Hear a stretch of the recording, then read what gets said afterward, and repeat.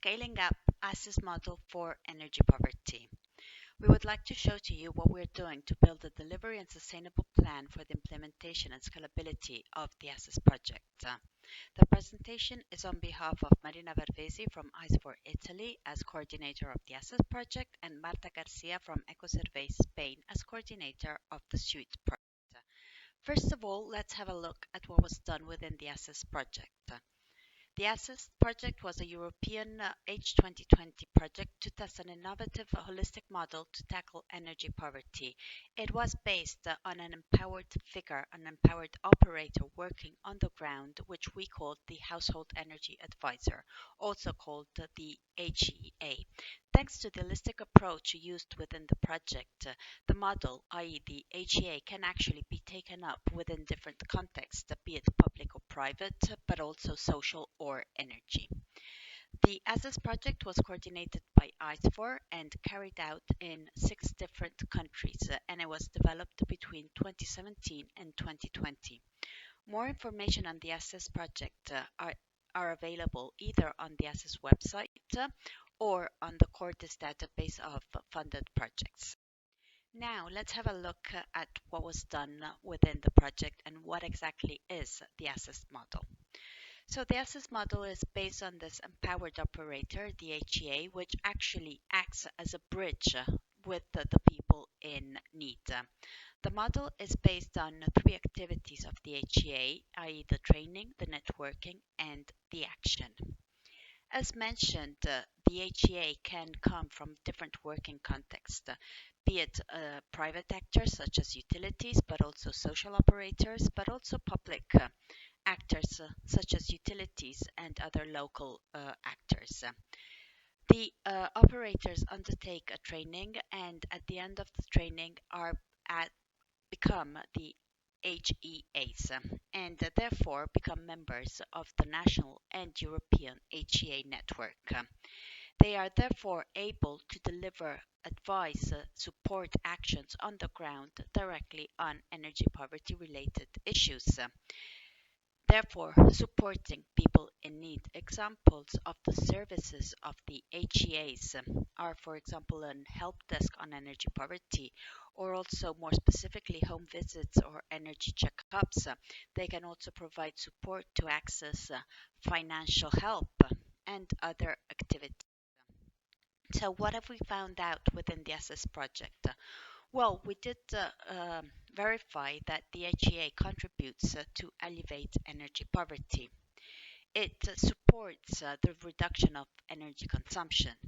This was verified through the energy consumption data on the energy bills. It is true that we are speaking of a very specific target, people in energy poverty. So these people usually underconsume their energy, but there is a small amount of people who actually are not aware of their energy consumptions. And in this case, a household energy advisor can provide them the information needed and can help them to reduce their energy waste and energy consumptions. The increase of awareness by the HEA can also help in reducing the money spent for the energy bills.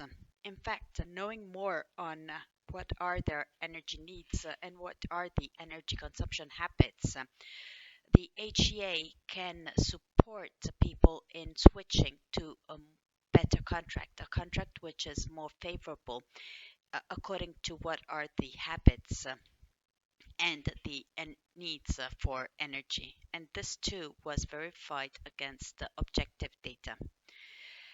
Speaking about subjective, that is perceived impact, an HEA supports the increased comfort level. Consumers in energy poverty, knowing that they can refer and have advice by an HEA, have stated that their comfort level in the household has increased thanks to the advice received. They also have stated that they feel less vulnerable, therefore more protected and better, and they better understand the energy market thanks to the support and advice of the HEAs. So actually the HEA supports in energy poverty. We have carried out a SWOT analysis to verify exactly what are the strengths, weaknesses, opportunities, and threats of the HEA's actions.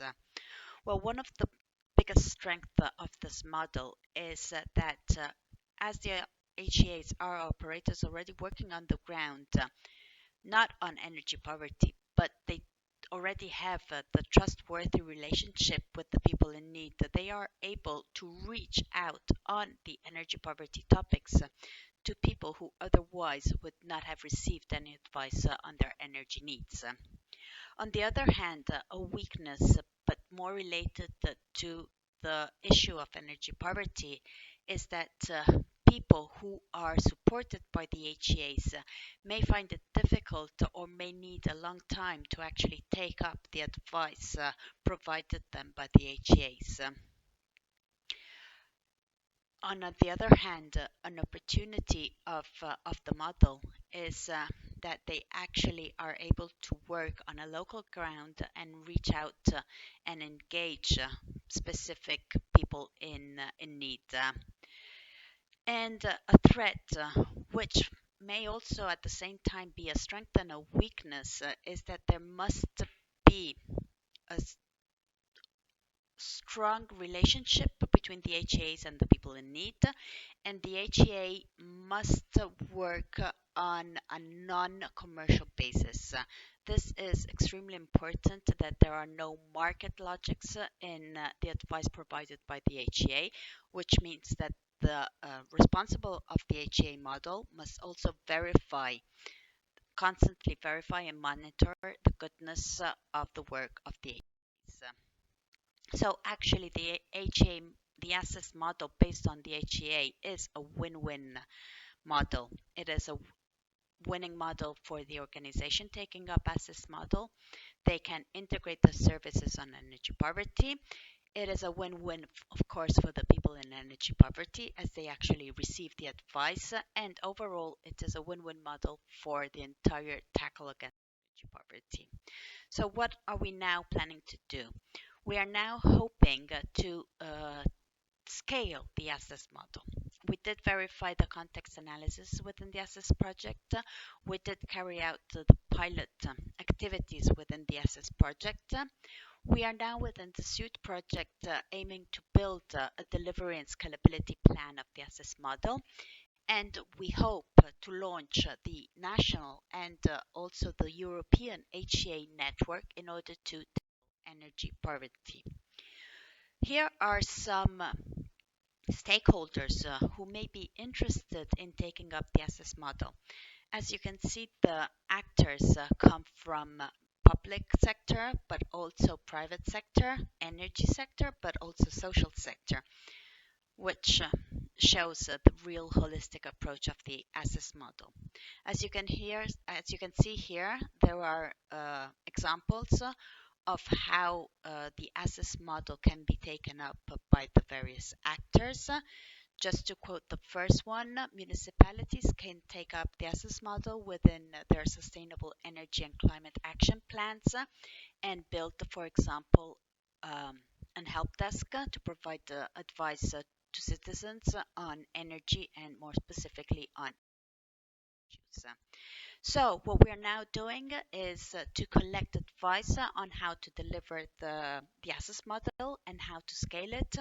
And if you have any suggestions, we would be happy to get in contact with you. So please do not hesitate to contact us. These are our contact details.